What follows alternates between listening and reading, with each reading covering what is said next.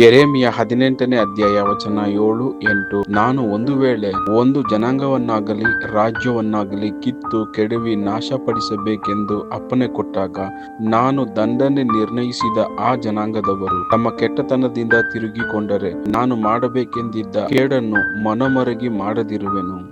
Jeremiah chapter 18 verse 7-8. If at any time I announce that a nation's or kingdom is to be uprooted, torn down and destroyed, and if that nations I warned repents of its evil, then I will relent and not inflict on it the disaster I had planned.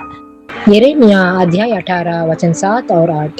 जब मैं किसी जाति या राज्य के विषय कहूँ कि उसे उखाड़ूंगा या ढा दूंगा अथवा नष्ट करूंगा, तब यदि उस जाति के लोग जिसके विषय मैंने यह बात कही वो अपनी बुराई से फिरे, तो मैं उस विपत्ति के विषय जो मैंने उन पर डालने की ठानी हो पहुँचाऊंगा.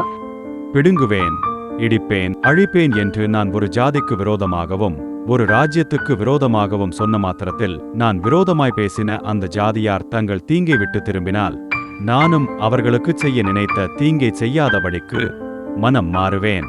యెరెమీయా 18వ అధ్యాయం 7-8 వచనం. దాన్ని పెళ్లగింతుననియు విరుగగొట్టుదుననియు నశింపజేయుదుననియు ఏదో ఒక జనమును గూర్చి గాని రాజ్యమును గూర్చి గాని నేను చెప్పియుండగా, ఏ జనమును గూర్చి నేను చెప్పితినో ఆ జనము చెడుతనము చేయుట మానిన ఎడల, నేను వారికి చేయనుద్దేశించిన కీడును గూర్చి సంతాపపడుదును.